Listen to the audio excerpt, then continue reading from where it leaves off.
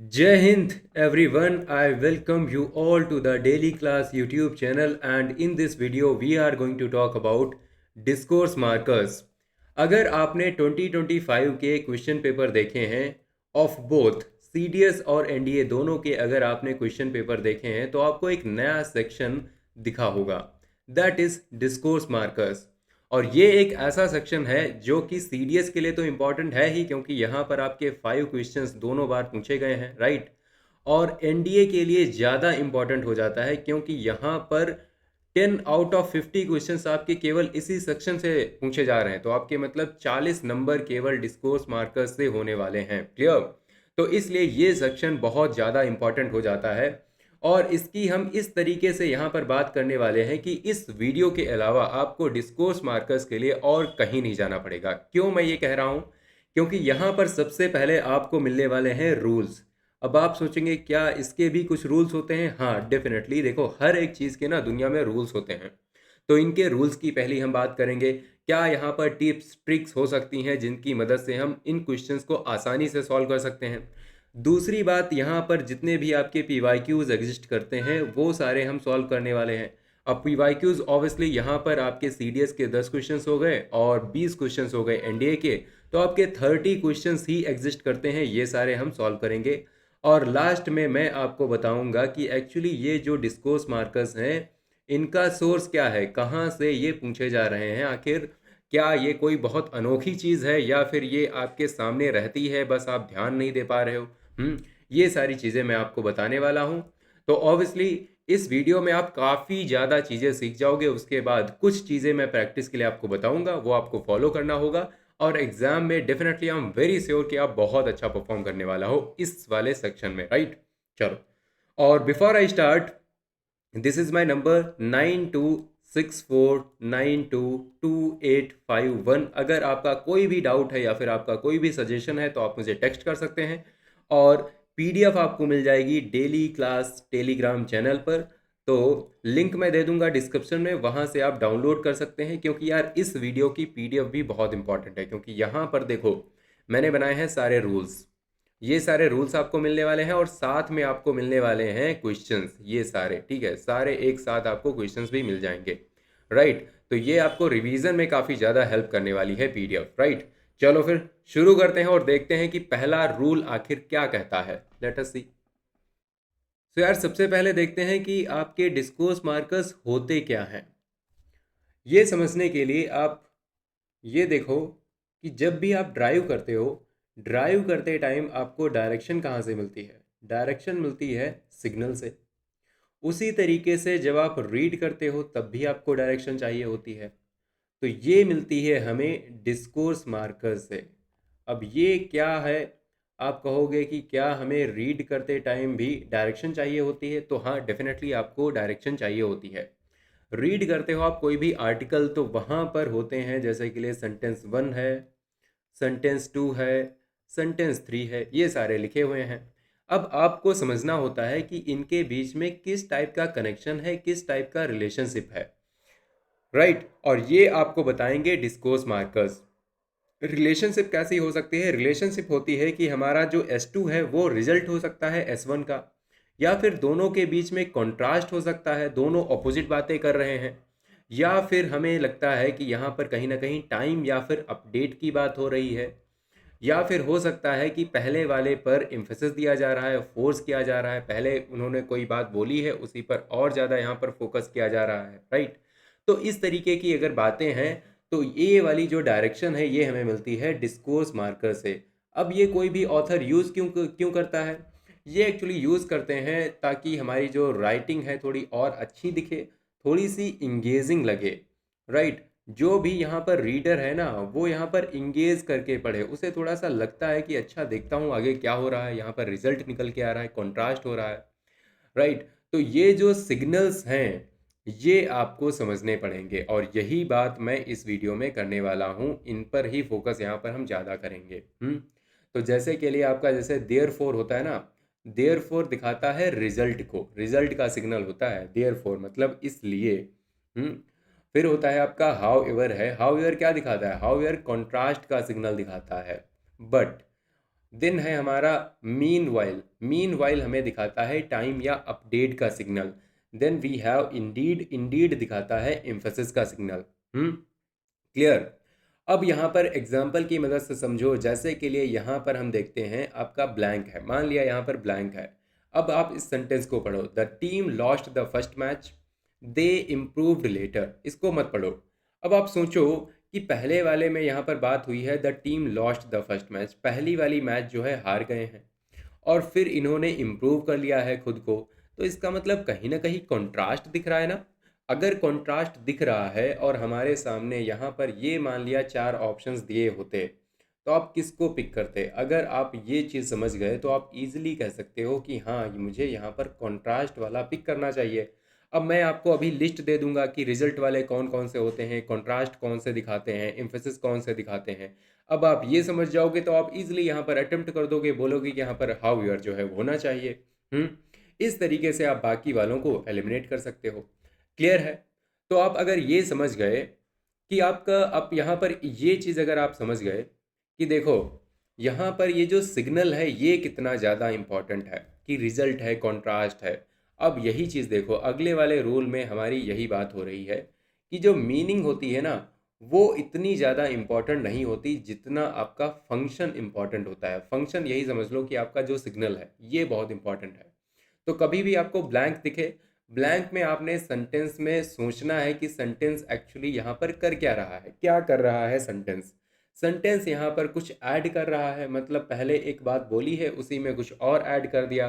बोला है कि जो इंडिया है वहाँ पर 28 स्टेट्स होते हैं, और यहाँ पर कुछ और ऐड करने के लिए बोल दिया कि यहाँ पर 8 यूनियन टेरिटरीज भी हैं। अगर ऐसी यहाँ पर बात की गई है तो डेफिनेटली यहाँ पर एडिशन है, राइट। अगर यहाँ पर कंट्रास्ट किया गया है, मान लिया बोलते हैं कि इंडिया में इंडिया में काफ़ी ज़्यादा डाइवर्सिटी है, फिर वहाँ पर कहते हैं लेकिन इंडिया में एक टाइप के लॉज हैं, हाउ, तो यहाँ पर इसलिए आप कंट्रास्ट दिखेगा। या फिर आपको रिजल्ट दिख सकता है, देन आपको एम्फेसिस भी दिख सकता है, या फिर आपको एक्सप्लेनेशन दिख सकता है, किसी चीज़ को पहले बोल दिया गया फिर उसको एक्सप्लेन किया जा रहा है। या फिर आपको टाइम या फिर अपडेट दिखता है, देन आपको यहाँ पर टाइम टॉपिक शिफ्ट भी दिख सकता है। अब इनके लिए कुछ यहाँ पर वर्ड्स होते हैं, जैसे एडिशन के लिए आप मोर ओवर यूज़ करोगे या फिर आप बिसाइड्स यूज़ करोगे। कॉन्ट्रास्ट के लिए आप हाउ यूर यूज़ करते हो, नेवर द लेस यूज़ करते हो, नन द लेस यूज़ करते हो, इस टाइप के वर्ड्स आप यूज़ करोगे। रिजल्ट के लिए आप बोलोगे जैसे देयर फोर हो गया, हेंस हो गया, या फिर आपका एक होता है दस होता है, ये भी आप यूज़ कर सकते हो। क्लियर। फिर आपका आता है इम्फेसिस के लिए। इम्फेसिस के लिए आप इंडीड या फिर नोटेबली यूज़ कर सकते हो।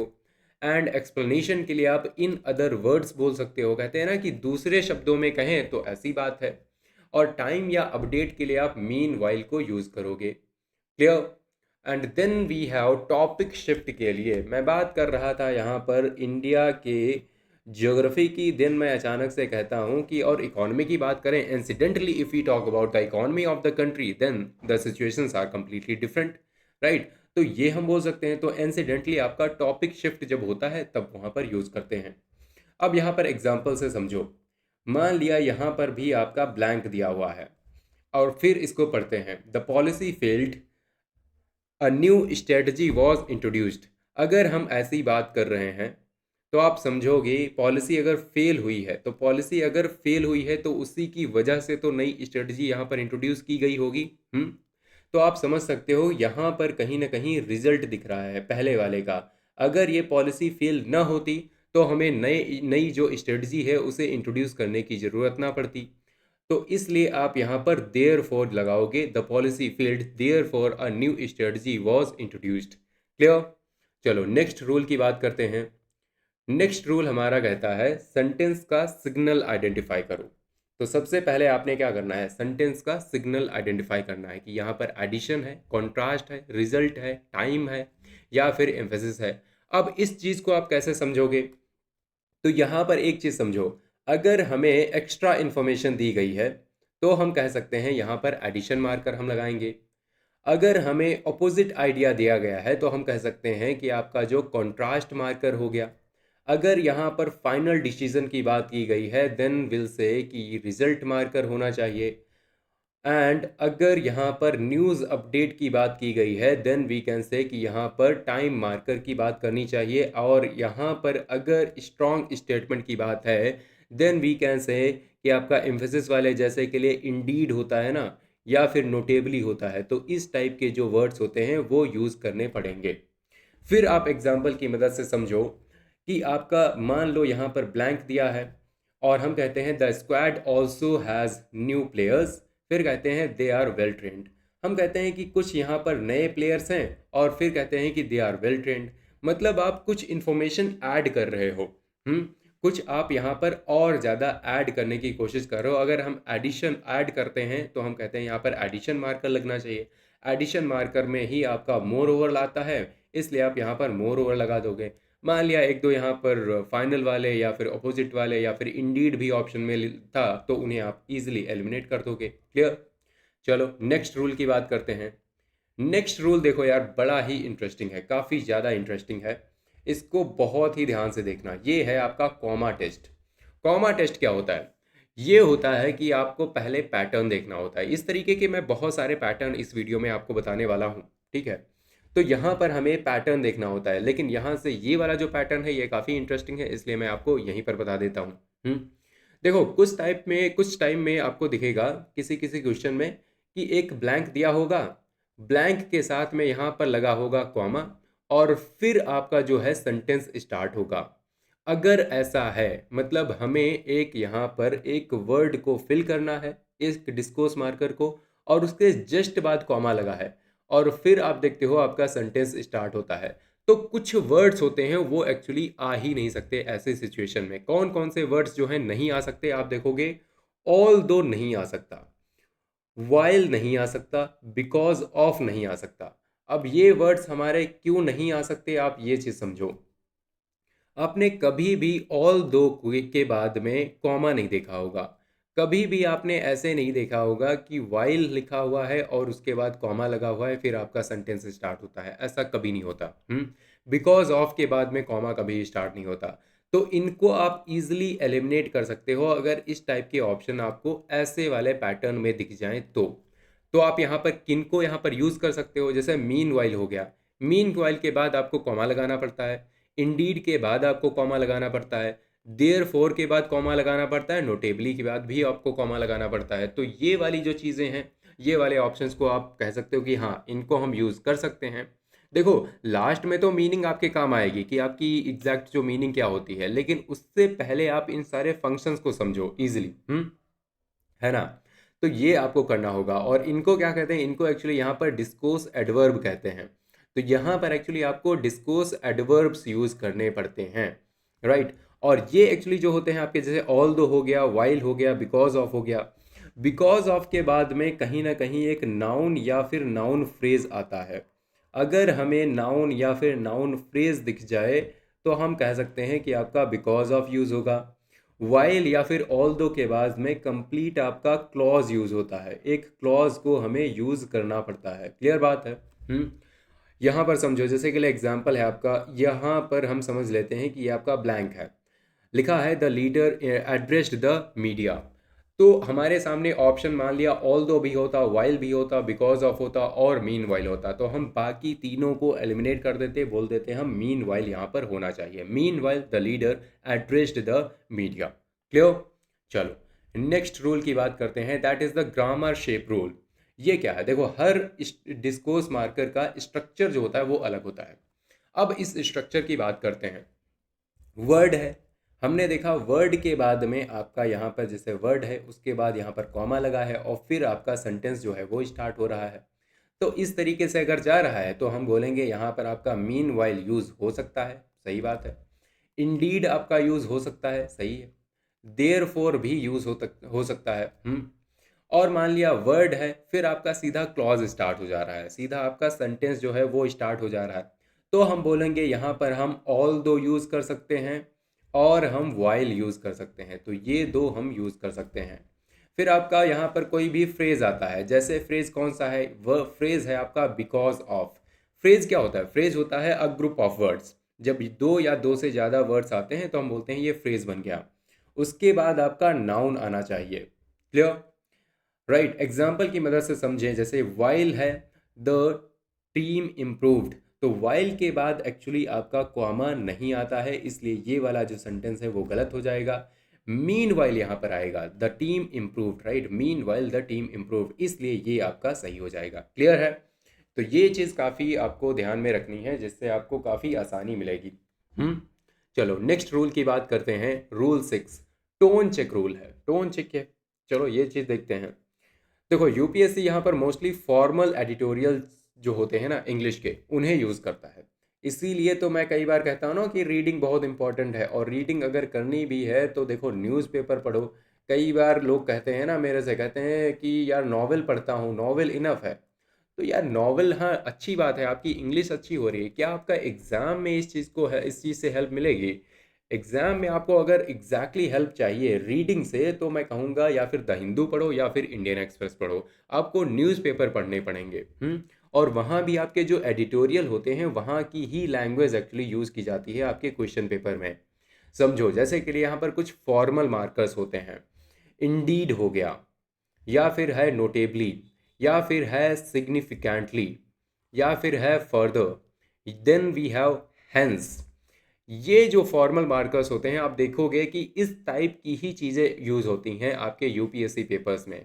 यहाँ पर आपका काइंड ऑफ हो गया, सॉर्ट ऑफ हो गया, इस टाइप की चीज़ें लगभग अवॉइड की जाती हैं। तो कई बार अगर आपको इस टाइप के ऑप्शंस मिल जाएं, तो ये भी, मैं ये नहीं कह रहा कि आपको हमेशा करना है, लेकिन आप कहीं ना कहीं इस चीज़ को माइंड में रख सकते हो कि इनको आप अवॉइड कर सकते हो। क्लियर? एग्जाम्पल के लिए देखो, the issue requires urgent attention. अगर हम बोलते हैं the issue requires urgent attention, तो हमें यहाँ पर नोटेबली लगाना पड़ेगा, राइट। कोई ना कोई एक फॉर्मल हमें जो है डिस्कोर्स मार्कर यूज़ करना पड़ेगा। क्लियर? चलो अब हम यहाँ पर पैटर्न्स की बात कर लेते हैं। यहाँ पर समझ लो कि आपको ना कहीं एक टाइप की ट्रिक या फिर हैक मिलने वाला है। बहुत ज़्यादा तो नहीं, लेकिन हाँ कहीं ना कहीं काफ़ी ज़्यादा आपको हेल्प मिलने वाली है। कैसे? पैटर्न ए देखो, जहाँ पर हम देखते हैं कि कॉमा स्टार्ट करता है पैटर्न को। कॉमा स्टार्ट पैटर्न, मैंने आपको बताया यहाँ पर क्या होता है कि आपका एक गैप दिया होता है, यहाँ पर ब्लैंक है, then we have comma and then the sentence starts, the committee decided to act. यहाँ पर आप क्या क्या कॉमन आंसर्स जो हैं वो आप यूज़ कर सकते हो। आप मीन वाइल यूज़ कर सकते हो, इंडीड यूज़ कर सकते हो, फर्दर यूज़ कर सकते हो। क्योंकि यहाँ पर हमें कॉमा जो है उसके बाद जो है एक्चुअली आपका जो सेंटेंस है वो स्टार्ट हो रहा है। पैटर्न बी की बात करें तो यहाँ पर है आपका रिजल्ट वाला पैटर्न।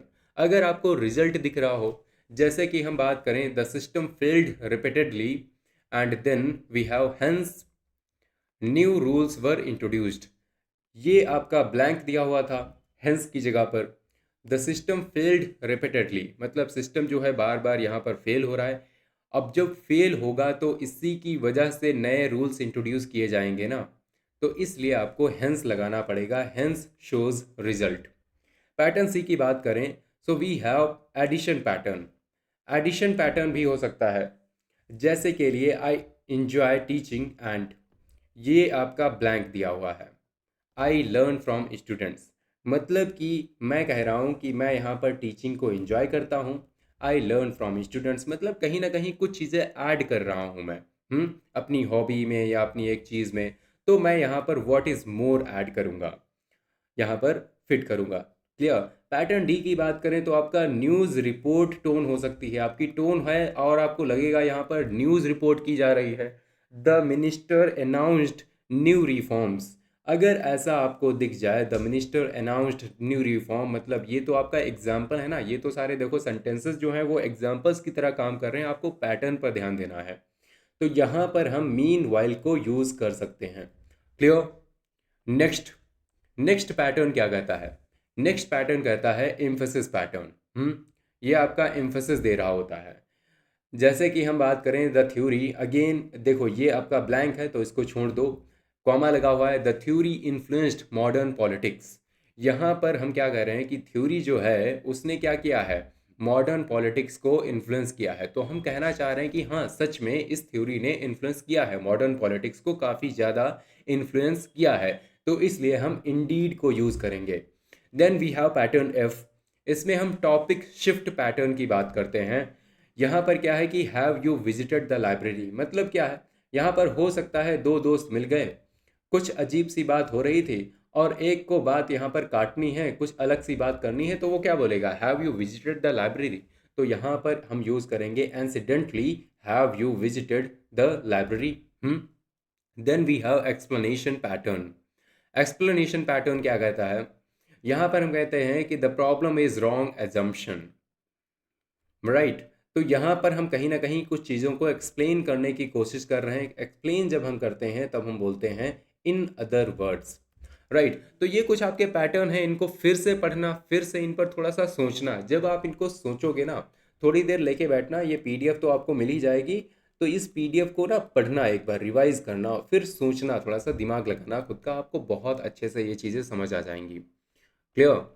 चलो फिर हम अगले रूल की बात करते हैं। अगला रूल भी अगेन आपका काफ़ी इजी और काफ़ी सिंपल सा है। मैं इसको एकदम मतलब कंफर्म नहीं करता 100%, लेकिन हाँ देखो, जब इन चीज़ों का फॉर्मल कोई सिलेबस एग्जिस्ट अभी करता नहीं है, तो आप डेफिनेटली यहाँ पर कुछ ना कुछ टिप्स और ट्रिक्स समझते हो।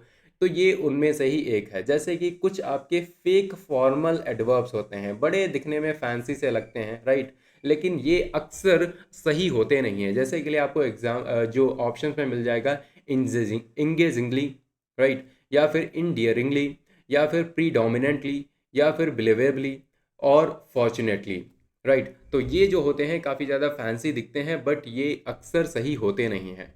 एंड यहाँ पर कुछ आपके वीक डिग्री वाले वर्ड्स होते हैं, जैसे सम वाट है, या फिर काइंड ऑफ है, सॉर्ट ऑफ है, ये आपके काफ़ी ज़्यादा वेग मीनिंग दे रहे होते हैं, तो इसलिए इनको भी अक्सर आप अवॉइड कर सकते हो। राइट, इनको भी आप अवॉइड कर सकते हो। And then we have largely, है ना, लार्जली हो गया, ओवर मच हो गया। तो इस टाइप के जो वर्ड्स होते हैं, इन पर आप थोड़ी देर के लिए आप डेफिनेटली सोच सकते हो कि ये आपके काफ़ी ज़्यादा फैंसी और इमोशनल से लग रहे हैं, तो इनको आप थोड़ा सा हटा सकते हो, लेकिन डेफिनेटली आपको डबल चेक करने की ज़रूरत होती है यहाँ पर, क्योंकि मैं 100% अगेन इसको मैं कहता नहीं कि ये रूल आपका पक्का काम करेगा, लेकिन इस पर आप विचार तो एटलीस्ट कर ही सकते हो, सोच सकते हो कि हाँ ये भी एक चीज़ हो सकती है, राइट। चलो नेक्स्ट रूल की बात करें तो हम देखते हैं आपका एलिमिनेशन स्ट्रेटजी। तो यार इससे अच्छी चीज़ कौन सी होती है ना। किसी भी आप यूपीएससी के एग्ज़ाम में बैठ जाओ, या किसी भी दूसरे जो होते हैं ना एजेंसीज, उनके आप एग्ज़ाम में बैठो, लेकिन ये जो ट्रिक है ना, ये हमेशा काम आएगी। हाँ, ये आपकी जो है हमेशा काम आने वाली है, that is elimination strategy. Last resort जो होता है वो एलिमिनेशन ही होता है। कई बार क्या होता है कि आपको कुछ चीज़ें एग्जैक्टली 100% पता होती हैं। अगर आपको 4 ऑप्शन दिए गए हैं, आपको पता है कि हाँ बोला गया है कि आपका फर्स्ट वॉर ऑफ इंडिपेंडेंस कब हुआ था, आपके सामने ऑप्शन है कि 1857, या फिर है 1856, या फिर यहाँ पर 1888, एंड देन वी हैव 1891। तो आपको पता है कि यार ये 1857 में हुआ था, तो ये तो क्लियर है। दूसरा, आपके कुछ सब्जेक्टिव चीज़ें होती हैं, और यूपीएससी देखो जनरली इस टाइप के क्वेश्चंस पूछता नहीं है। इसलिए हमें एलिमिनेशन तो करना ही पड़ता है लास्ट में जाके। तो पहले आप 2 एलिमिनेट करते हो तो आप 50-50 पे आ जाते हो, फिर आप और अगर एलिमिनेट कर पा रहे हो तो आप यहाँ पर एकदम श्योर हो जाते हो, राइट। तो एलिमिनेट तो हमें करना पड़ेगा, और ये करना भी चाहिए, इससे आपकी जो एक्यूरेसी है वो भी काफ़ी ज़्यादा इंक्रीज कर जाती है। तो पहला क्या है, पहला स्टेप यहाँ है कि आपको जो भी फैंसी या फिर इमोशनल एडवर्ब्स दिखें उन्हें एलिमिनेट कर दो।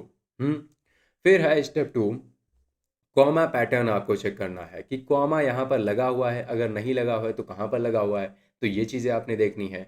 And then we have function. Function को आइडेंटिफाई करना बहुत इंपॉर्टेंट है कि यहाँ पर आपका एडिशन है, या फिर कॉन्ट्रास्ट है, या फिर रिजल्ट है, टाइम है, या फिर एम्फेसिस है। तो ये फंक्शन बहुत ही ज़्यादा इंपॉर्टेंट है, मीनिंग से ज़्यादा इंपॉर्टेंट आपका फंक्शन हो जाता है।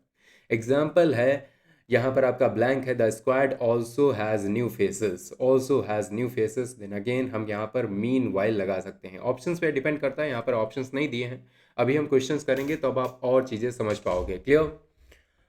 सो लास्ट में अगर मैं बताऊं कि यहाँ पर बेस्ट प्रैक्टिस सोर्सेस आपके क्या हो सकते हैं, तो डेफिनेटली यहाँ पर आपका आएगा द हिंदू का एडिटोरियल, आप पढ़ सकते हो, डेली पढ़ना ही चाहिए। और मैंने यहाँ पर ये भी बता रखा है कि हाउ टू रीड, एक्चुअली आपको रीडिंग यहाँ पर करनी क्यों चाहिए और कैसे करनी चाहिए, इस पर भी एक वीडियो यहाँ पर इस चैनल पर एग्जिस्ट करता है ऑलरेडी, तो वो भी आप देख सकते हो। And then we have Indian Express में एक एक्सप्लेन्ड सेक्शन आता है, उसे भी आप पढ़ सकते हो। सीडीएस के या फिर एनडीए के आपके जो पीवाईक्यूज़ हैं वो तो वैसे मैं इसी वीडियो में आपको करवा ही दूंगा, सो डोंट वरी। और ये आपके 30 क्वेश्चंस ही अभी तक एग्जिस्ट करते हैं, तो ये मैं आज इसी वीडियो में आपको सॉल्व करवा दूंगा। देन वी हैव बीबीसी के ओपिनियन आर्टिकल्स आते हैं, वो भी आप पढ़ सकते हो अगर आपको पढ़ना है तो। वहीं पर देखो आपको डिस्कोर्स मार्कर्स मिलेंगे और भर भर के मिलेंगे। तो करना क्या है, प्रैक्टिस का मेथड क्या होना चाहिए। देखो डेली आपने 10 मिनट तक एडिटोरियल पढ़ना है और यहाँ पर आपने ध्यान देना है। यहाँ पर देखो ये आपकी जो रीडिंग है इसका पर्पज़ ये होना चाहिए कि आपको डिस्कोर्स मार्कर्स को अंडरलाइन करना है। इस पर्पज़ से यहाँ पर आपको पढ़ना है। 10 मिनट तक पढ़ो और जितने भी आपको डिस्कोर्स मार्कर्स दिखते जाएं उन्हें अंडरलाइन करते रहो और उनका मीनिंग जो है उनकी समझते रहो। दैट्स इट, यही आपकी होगी एक्सरसाइज। क्लियर? चलो, तो ये सारे हमने रूल्स वगैरह की बात कर ली। अब हम बात करते हैं अपने क्वेश्चंस की, जो हमें अभी तक यूपीएससी ने क्वेश्चंस हमसे पूछे हैं। इन क्वेश्चंस की बात करते हैं। ये मेनली हमसे यूपीएससी ने 2025 में ही पूछे हैं, दोनों पेपर में। सीडीएस में आपके 5+5 आए हैं और एनडीए में आपके 10+10 आए हैं। तो सारे क्वेश्चंस की हम बात करेंगे। ऑब्वियसली सीडीएस और एनडीए दोनों को हेल्प यहाँ पर मिलने वाली है। तो पहला क्वेश्चन, और देखो क्वेश्चन अटेम्प्ट करने से पहले आपने बहुत सारी चीज़ें यहाँ पर देख ली। हो सकता है बहुत से लोगों ने एग्ज़ाम भी दिया हो, उन्होंने अटेम्प्ट भी कर रखा हो। तो आपने क्या करना है, आपने पहले खुद से अटेम्प्ट करना है और फिर यहाँ पर आंसर जो है, सॉल्यूशन है, वो तो मैं बता ही दूंगा। क्लियर है? इससे क्या होगा कि आप यहाँ पर एक्टिवली इन्वॉल्व रहोगे इस वीडियो में। क्लियर? चलो, सो 86 I must dash ask for tolerance from the board. बताओ यहाँ पर क्या होना चाहिए। हम्म तो आपका जो सेंटेंस है ना, उसे भी समझना बहुत ज़रूरी है। हमें ये समझना पड़ेगा कि एक्चुअली ये कहना क्या चाह रहा है। तो यहाँ पर एक्चुअली ये कहना चाह रहा है कि ये इस सेंटेंस में ये कह रहा है कि जो भी सिचुएशन है उसके रीजन से एक्चुअली मुझे बोर्ड से थोड़ी पेशेंस मांगनी पड़ेगी, ये कहना चाह रहा है। क्लियर? तो आप देखते हो यहाँ पर क्या आपका फॉर एग्जाम्पल हो सकता है, लाइकली हो सकता है। तो ये तो आप कहोगे डेफिनेटली ये दोनों तो नहीं हो सकते। क्या 10 या फिर देयरफॉर हो सकता है? देखो ये दोनों आपको रीज़न बताते हैं। तो पहले तो आप समझ लो कहीं ना कहीं यहाँ पर रीजनिंग की बात हो रही है, रीज़न के बारे में बात हो रही है।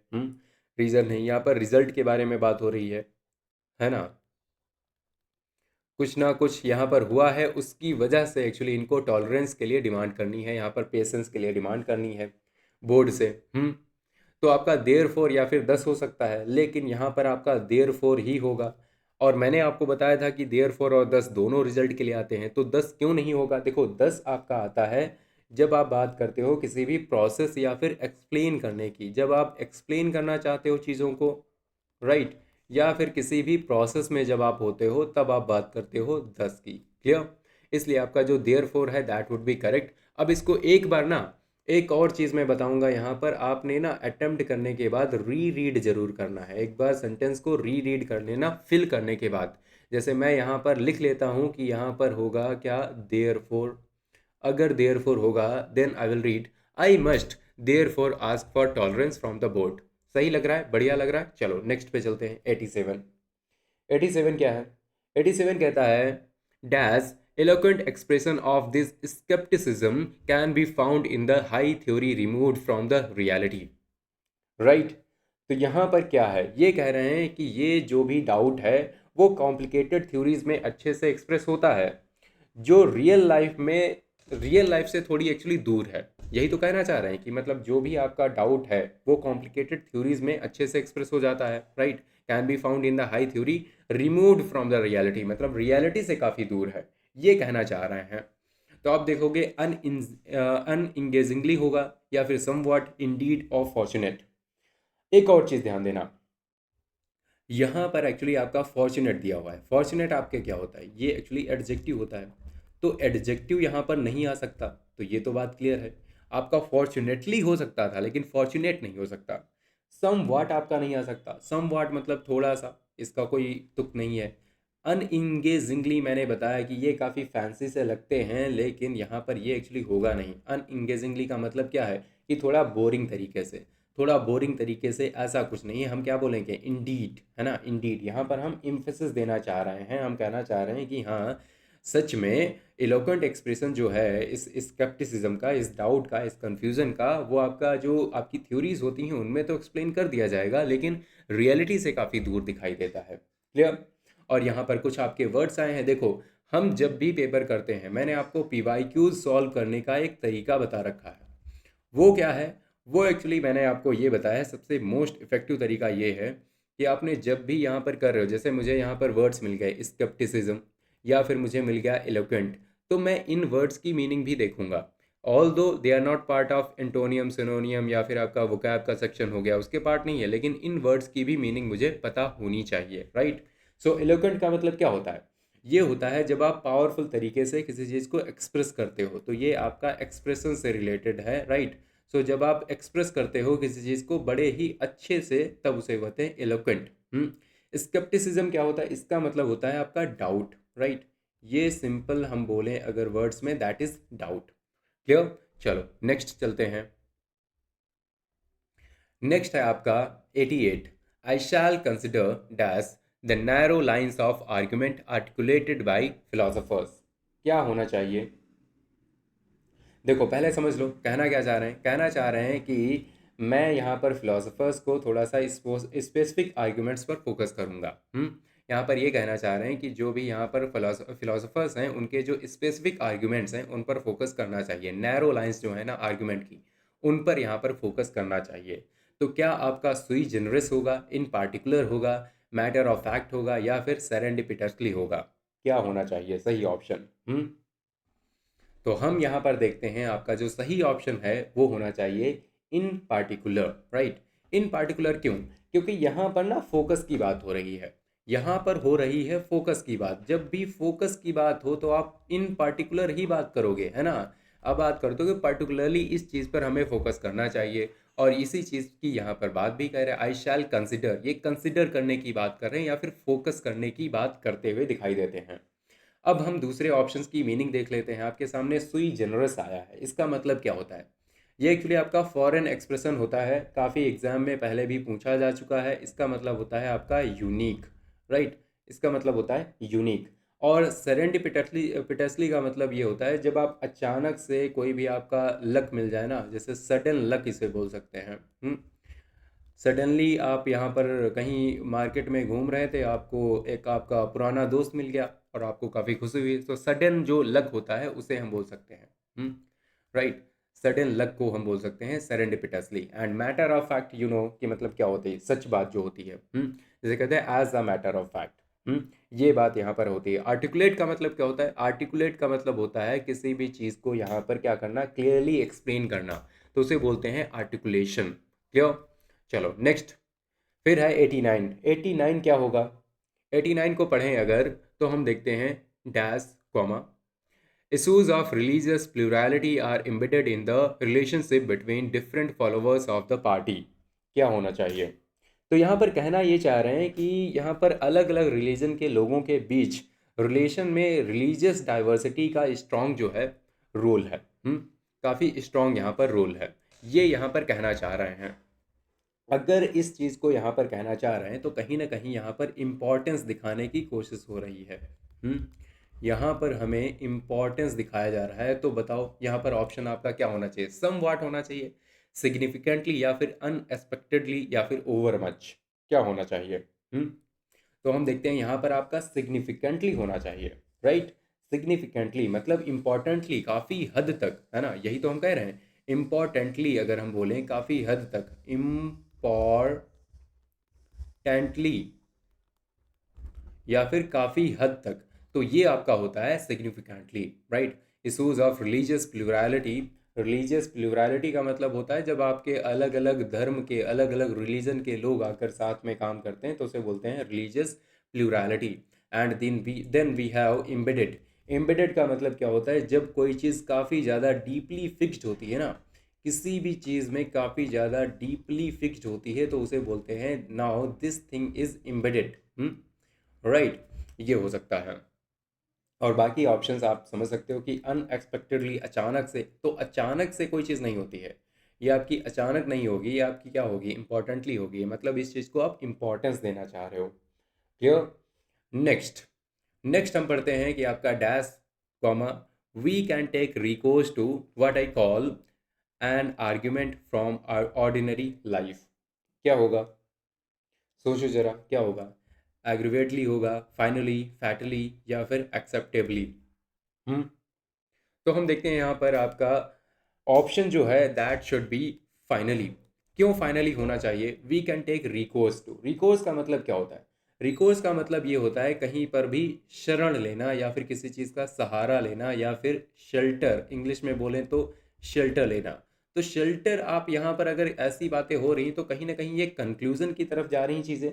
अगर ये कंक्लूजन की तरफ जा रही या फिर लास्ट पॉइंट की तरफ जा रही हैं तो आप फाइनली का ही यूज़ करोगे। क्लियर। तो ये हमें जो है, जो सेंस है वो लगानी पड़ेगी यहाँ पर। और बाकी हम मीनिंग अगर देखें आपका एग्रीवेटली, इसका मतलब क्या होता है? इसका मतलब ये होता है जब आप दुखी होकर या फिर ऑफेंड होकर कोई चीज़ करते हो तो बोलते हैं एग्रीवेटली, राइट। सो इसके लिए हम बोल सकते हैं आपका जब आप दुखी होकर कोई काम करते हो, हम्म तो उसको हम बोल सकते हैं, या फिर ऑफेंड होकर, राइट।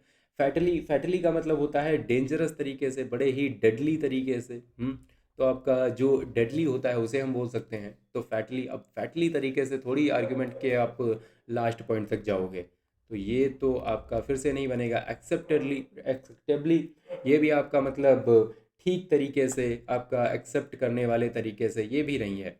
तो आपका फाइनली होना चाहिए। क्लियर। तो ये हमने 5 क्वेश्चंस कर लिए, राइट। फिर हम आगे बात करते हैं दूसरे पेपर की। दूसरे पेपर में हम देखते हैं आपका क्या आया था। ये है dash the process by which the state took over from the church the registration of births, death and marriages was complete by 1792 in Europe. तो कहना क्या चाह रहे हैं?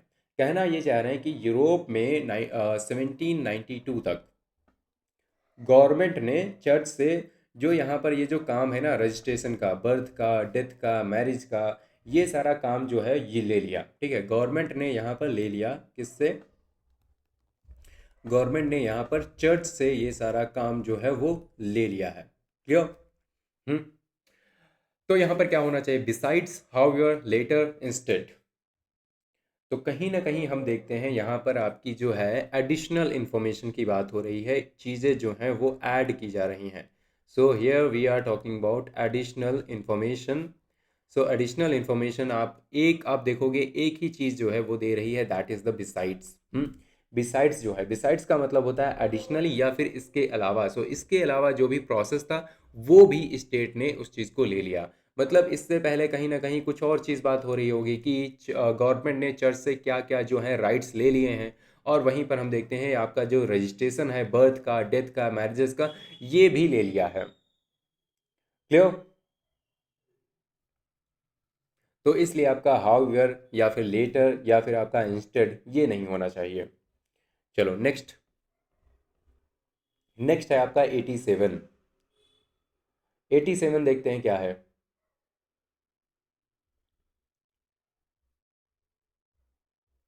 87 कहता है dash the matter can not be settled that easily. अब आप देखते हो यहाँ पर पढ़ते हो कि यहाँ पर मैटर जो है वो इजीली सेटल नहीं किया जा सकता। मतलब ये तो आपकी बात जो है काफ़ी आपकी मतलब दुख की बात है, राइट। अगर ये दुख की बात है तो ऑब्वियसली इसमें तो कुछ भी सोचना नहीं कि अनफॉर्चुनेटली ही वो होना चाहिए। अब अनइवनली का मतलब क्या होता है? इसका मतलब होता है कोई चीज़ जब बराबर नहीं होती है, तो यहाँ पर कोई भी चीज़ बराबर करने की बात ही नहीं हो रही है। फिर हम किसी भी चीज़ को अनफॉर्चुनेट नहीं कर सकते। हमने बोला आपको यहाँ पर आपको एडवर्ब लगानी पड़ेगी, ये एक्चुअली एडजेक्टिव है, इसलिए हम इसको यूज़ नहीं कर सकते। आपको यहाँ पर एडवर्ब लगाना पड़ेगा। क्लियर। तो ये भी हम यूज़ नहीं कर सकते, क्योंकि वॉट एवर का मतलब है जो भी हो। तो ऐसा भी हम इग्नोरेंट नहीं हो सकते, तो ये भी हम नहीं बोलेंगे। क्लियर। चलो नेक्स्ट वन। नेक्स्ट है आपका 88। 88 से पहले हम 89 की बात कर लेते हैं। हम्म सो 89 क्या है? 89 है dash the squad also has a couple of new faces who are equally well qualified to play the forthcoming match. Forthcoming match का मतलब होता है जो आने वाली मैच है उसको। सो यहाँ पर हम देखते हैं क्या होना चाहिए, क्या आपका सही ऑप्शन होना चाहिए। तो मैंने अभी आपको बताया था कि यहाँ पर जो बिकॉज ऑफ होता है, जैसे काइंड ऑफ को आप छोड़ दो, ये तो बड़ा ही फॉर्मल सा, बड़ा ही कैजुअल सा लगता है, इसको छोड़ दो। बिकॉज ऑफ के बाद में आपको यहाँ पर कोई ना कोई नाउन या फिर नाउन फ्रेज लगाना पड़ता है। क्लियर? तो नाउन या आपको नाउन फ्रेज लगाना पड़ता है, तो ये भी आपका नहीं हो सकता। वाइल के तुरंत बाद आपका कहीं भी कॉमा आता ही नहीं, तो इसको भी छोड़ दो, मीन वाइल होगा। Meanwhile would be the correct option. Clear? चलो नेक्स्ट चलते हैं, नेक्स्ट ऑप्शन पर, दैट इज 88। 88 आपका क्या कहता है? 88 कहता है dash the leaders comments came a day after the party's performance in the region was not encouraging. अब यहाँ पर सही ऑप्शन आपका क्या होना चाहिए? आपके सामने है डिस्पाइट, इंगेजिंगली, मोर ओवर या फिर इनडियरिंगली। मैंने आपको बताया कहीं ना कहीं आप इन दोनों को इग्नोर कर सकते हो, क्योंकि ये अक्सर आपके ऑप्शन नहीं होते। इंगेजिंगली मतलब बड़े ही इंटरेस्टिंग तरीके से। अब इसमें इंटरेस्टिंग तरीके से क्या हुआ? इनडियरिंगली बड़े ही प्यार के तरीके से, प्यारे तरीके से। अब ऐसा भी कुछ नहीं है, मतलब यहाँ पर जो है पार्टी का परफॉर्मेंस काफ़ी अच्छा नहीं रहा है, तो यहाँ पर प्यारे तरीके से थोड़ी आएगी। और डिस्पाइट, डिस्पाइट है मतलब के बावजूद। यहाँ पर कोई भी हमें कॉन्ट्रास्ट नहीं देखने को मिल रहा है। कॉन्ट्रास्ट अगर देखने को मिलता तो कॉन्ट्रास्ट वैसे वो बीच में आता है, डिस्पाइट, राइट।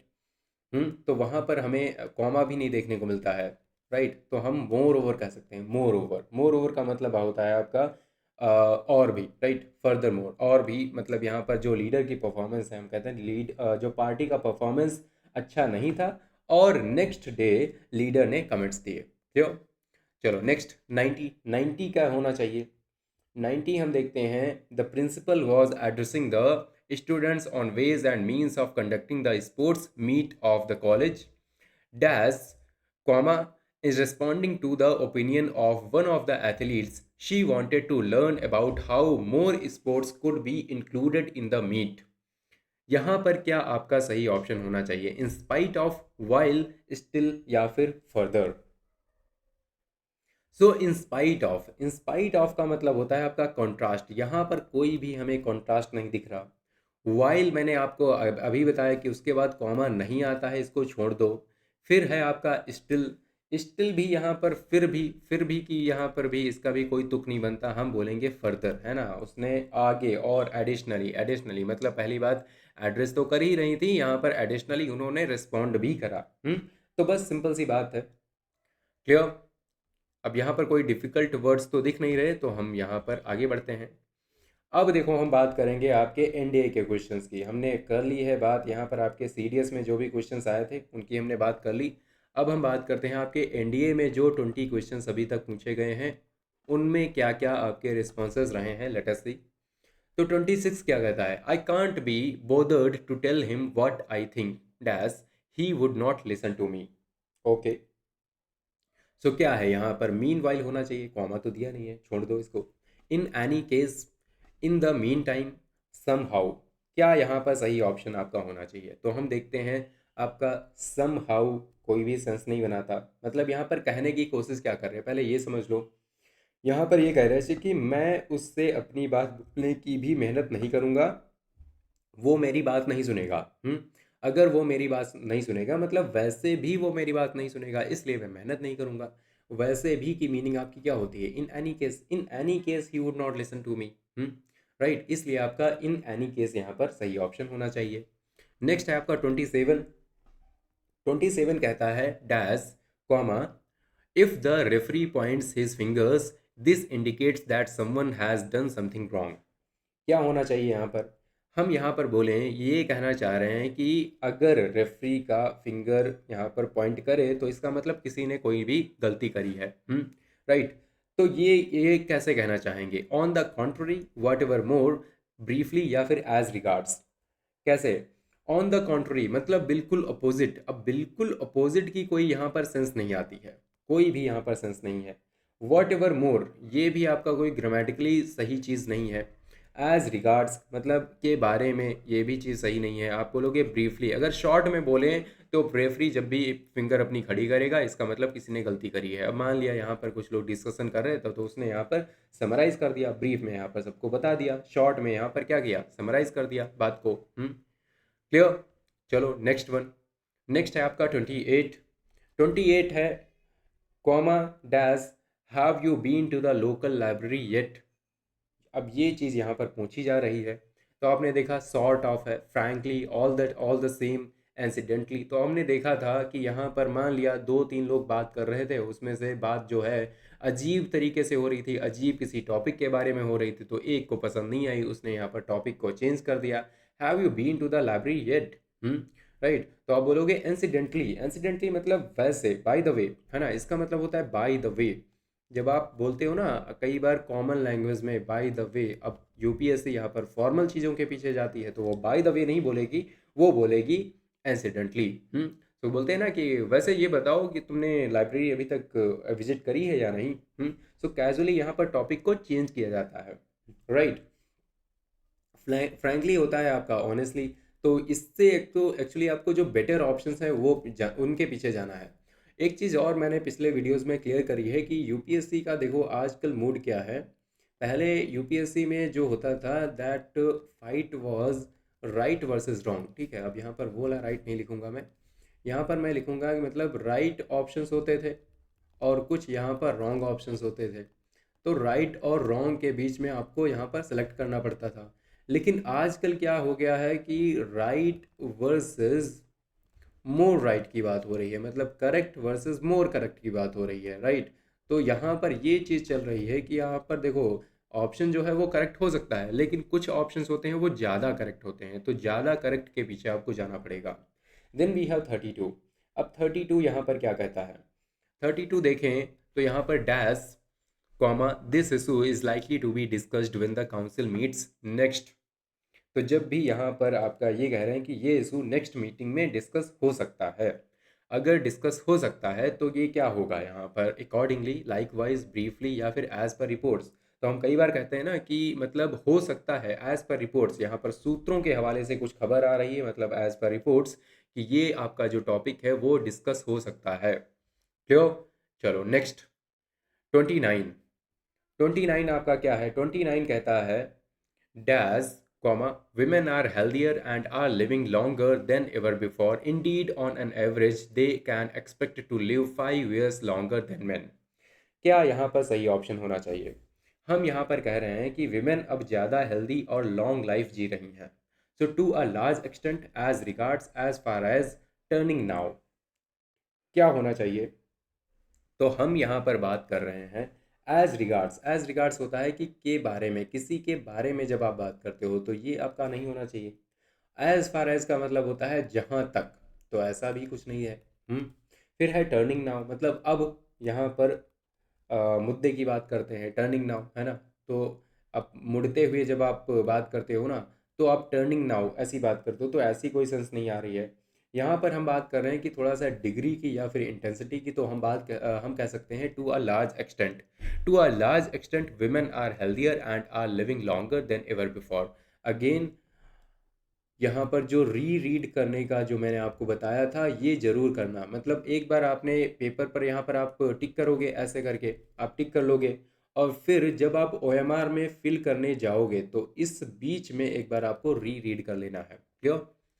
ये चीज़ अवॉइड मत करना। फिर वी हैव दैट इज 33। अब 33 क्या कहता है, dash comma you needed to consult a physician to have a clear idea of what the disease is about.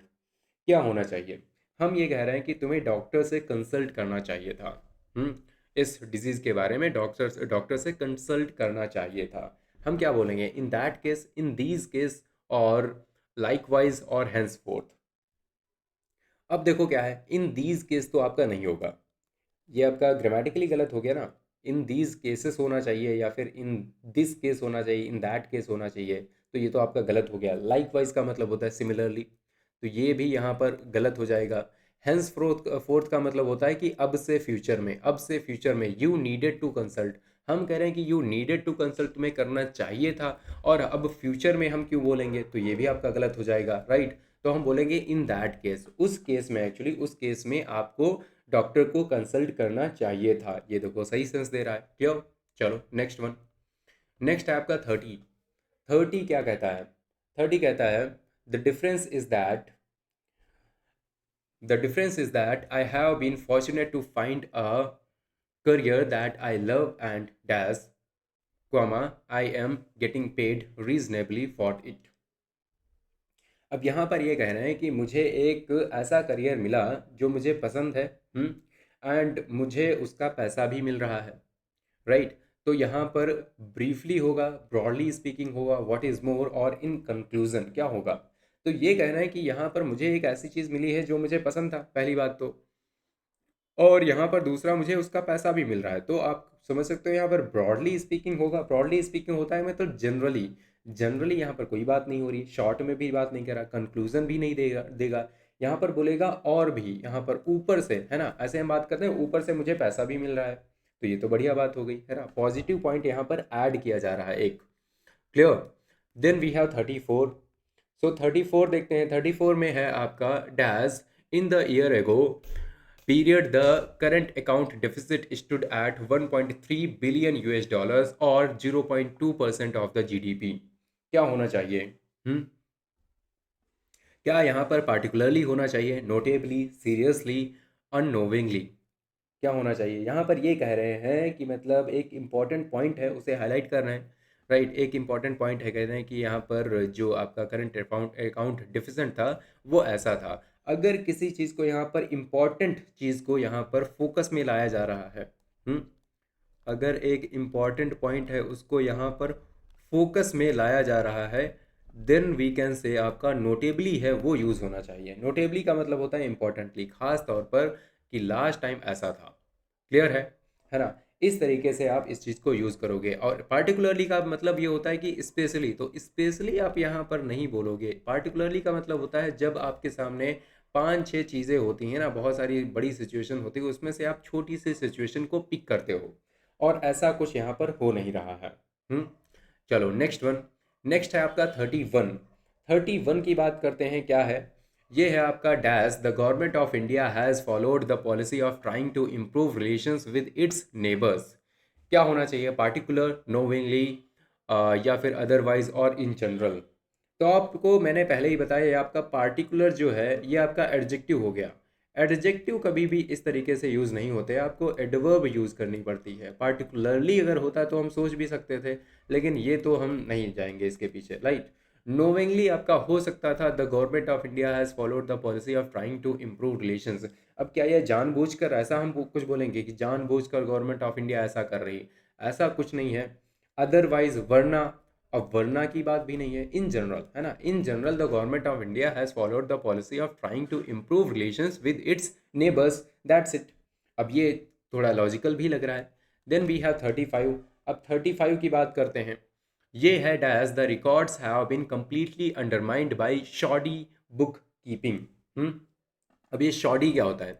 यहाँ पर सबसे पहले तो इसकी मीनिंग देख लो। ये जो वर्ड्स होते हैं ना, ये बहुत इंपॉर्टेंट होते हैं।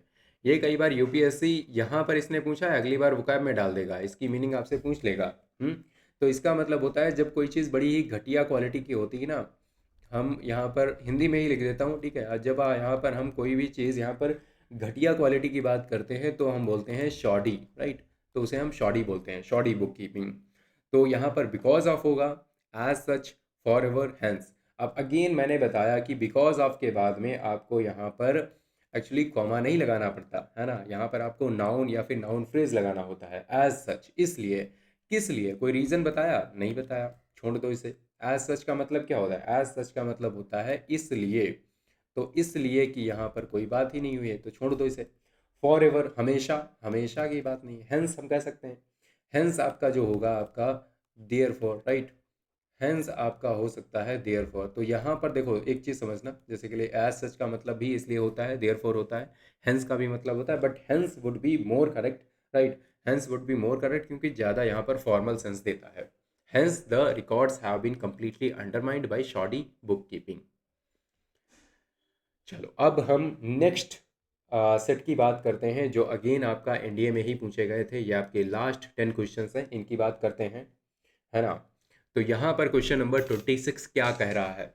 ये कहता है dash your transfer request is concerned we will be discussing it at the next meeting. आपके ऑप्शंस हैं as far as, to begin with, by the way, talking about. क्या होना चाहिए?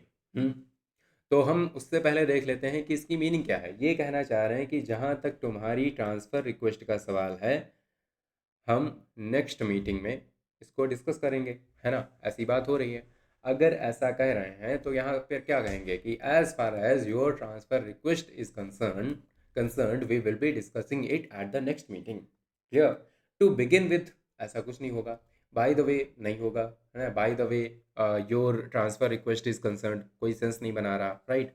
तो इसीलिए देखो, रीड करना बहुत इंपॉर्टेंट है। एक बार रीड कर लोगे दोबारा तो आप यहाँ पर एकदम श्योर हो जाओगे 100% कि हाँ ये चीज़ सही है। नेक्स्ट है 27। आप क्या करोगे यहाँ पर? डैश कॉमा है, did you know Ravi has a new job for one thing, by the way, in the first place, as a result. क्या होगा? अब यहाँ पर अगेन आपका एक अजीब सा, एक अचानक सा क्वेश्चन पूछा जा रहा है। Did you know Ravi has a new job. क्या आप बाय द वे बोल सकते हो? हाँ डेफिनेटली बोल सकते हैं, बाय द वे बोल सकते हैं, है ना। बाय द वे यहाँ पर टॉपिक को शिफ्ट कर रहे हैं। By the way did you know Ravi has a new job for one thing. एक बात तो क्लियर है, तो ऐसा कुछ नहीं है ना। इन द फर्स्ट प्लेस ऐसा भी नहीं कि सबसे पहले, और एज अ रिजल्ट भी कुछ यहाँ पर सेंस नहीं देता, तो इनको छोड़ दो। Then we have 28। 28 में कह रहे हैं dash the wind it was getting stronger and I was getting colder. Okay, so wind was getting stronger and I was getting colder. क्या होगा? To begin with, by the way, first of all, speaking of. क्या होगा? हम्म क्या होना चाहिए? तो यहाँ पर ये कह रहे हैं कि हवा जो है, ठीक है, वो तो यहाँ पर क्या हो रही थी, स्ट्रांग हो रही थी, और मैं यहाँ पर कोल्ड का हो रहा था। तो यहाँ पर ये कहते हैं कि actually speaking of the wind, अगर हवा की बात करें तो वो स्ट्रांग हो रही थी और मैं कोल्ड हो रहा था। समझ में आया? है ना। ये कह रहे हैं कि अगर हवा की बात करें, speaking of the wind, it was getting stronger, right, and I was getting colder. Then we have 29। 29 में क्या होगा? ये कह रहे हैं कि dash what are you doing in my room. Okay, what are you doing in my room, on the other hand, excuse me, look there eventually. क्या होगा? हम्म तो सिंपल सी बात है, आप ऐसी अगर सिचुएशन में होते हो, मुझे लगता है यार एनडीए में काफ़ी अच्छे क्वेश्चन पूछे गए थे, है ना, थोड़ा सा इजी थे। तो यहाँ पर आप एक्सक्यूज़ मी बोलोगे, excuse me what are you doing in my room. यही तो बात होती है। तो ये भी आपका हो गया। नेक्स्ट है 30। 30 में क्या होना चाहिए? Dash an unhappy childhood leads to criminal behavior, still if even somewhat in some cases in progression। तो यहाँ पर अब भी आप बड़े ही आसानी से आप इसको अटेम्प्ट कर सकते हो। स्टिल इफ़ का मतलब ये तो आपका बड़ा ही गलत सा स्ट्रक्चर हो गया, कुछ इसकी मीनिंग नहीं, छोड़ दो इसे।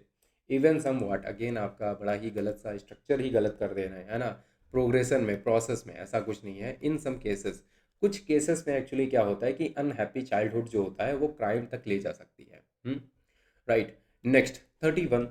31 कहता है dash the problem is nothing but a strong assumption about processes. क्या होना चाहिए? In the meanwhile, somewhat, engagingly, और इन अदर वर्ड्स। क्या होना चाहिए? सोचो जरा। द प्रॉब्लम इज़ नथिंग, कह रहे हैं कि मतलब प्रॉब्लम सिर्फ एक गलत एजम्पशन है। तो ये कह रहे हैं कि अगर दूसरे शब्दों में बोले हैं तो प्रॉब्लम यहाँ पर, पहले उन्होंने बहुत ज़्यादा समझाने की कोशिश करी कि प्रॉब्लम की यहाँ पर जो है मीनिंग कुछ नहीं है, ऐसा नहीं है। फिर कहते हैं कि अगर दूसरे शब्दों में कहें तो प्रॉब्लम यहाँ पर कुछ नहीं है, बस एक रॉन्ग एजम्पशन है अबाउट प्रोसेसेस। क्लियर? तो इस चीज़ की यहाँ पर बात हो रही है। इंगेजिंगली अगेन आपका ये नहीं होगा, है ना। इन द मीन वाइल, इसी बीच, तो ये भी कुछ नहीं है। सम वॉट मतलब होता है थोड़ा, ये भी नहीं होगा। नेक्स्ट 32। 32 बात करते हैं। यहाँ पर आपका है many dash hesitate to publicly broach such question for fear of nurturing discrimination. क्या होना चाहिए? यहाँ पर क्या आपका होना चाहिए option? Understandably, despite, until, of course. What should be the correct option? तो हम यहाँ पर कह सकते हैं कि आपका समझने लायक तरीके से या नेचुरली जो मतलब मैनी यहाँ पर नेचुरली अंडरस्टैंडेबली मतलब नेचुरली क्या करते हैं, हेजिटेट करते हैं, राइट।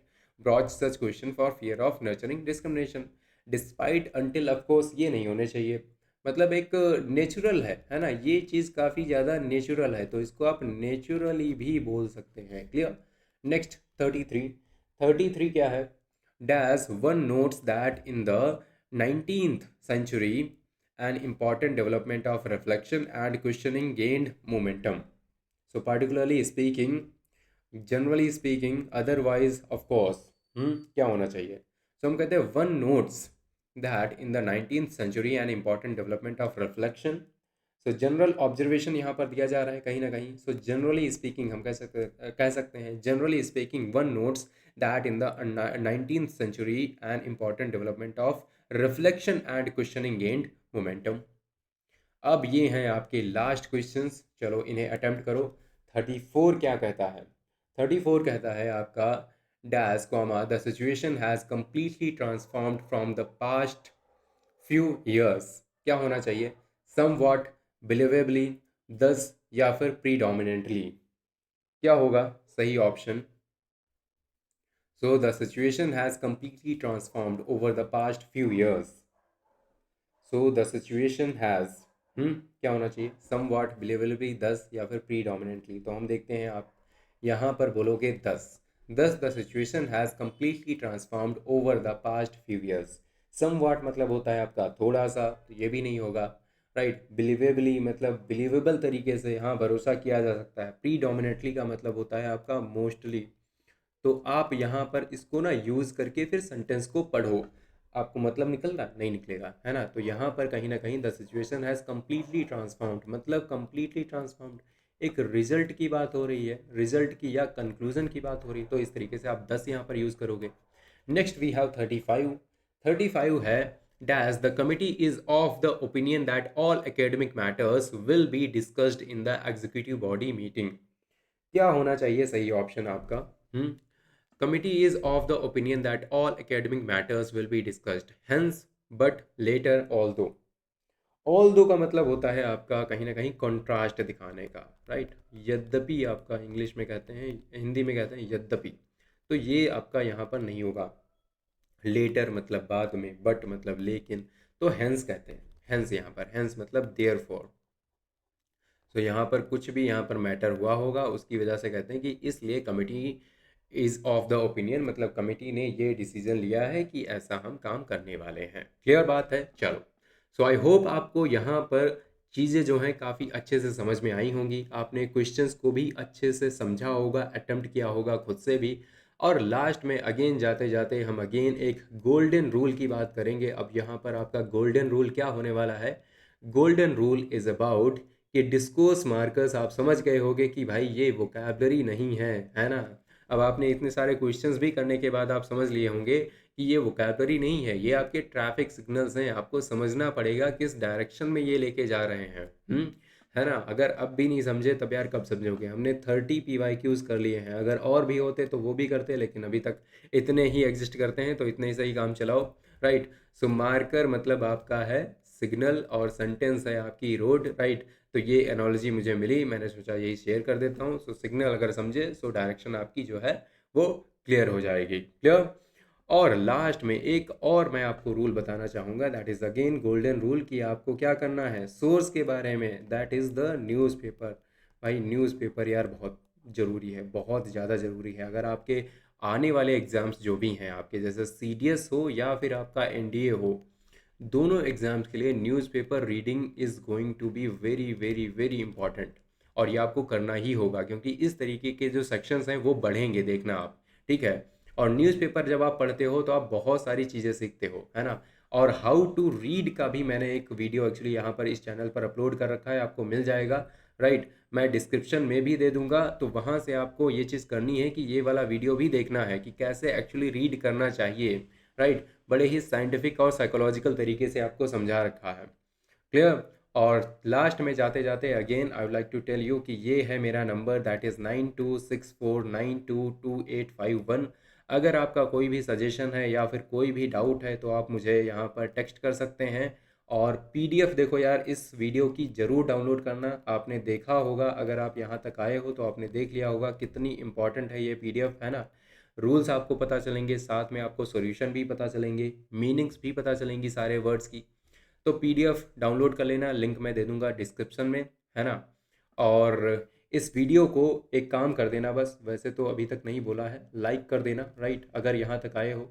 शेयर कर देना।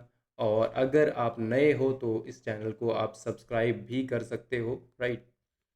तो थोड़ा सा क्या है कि थोड़ा सा मोटिवेशन मिलेगा, है ना। और कमेंट में बताना कि क्या आपको कैसा लगा ये वीडियो, तो ये भी आप मुझे बता सकते हो, राइट। और मिलते हैं अगली वीडियोस में, इसी तरह से बढ़िया क्वालिटी वीडियोस मैं आपके लिए लाता रहूँगा। और मिलते हैं अगले वीडियो में, and till then bye bye, take care एंड जय हिंद।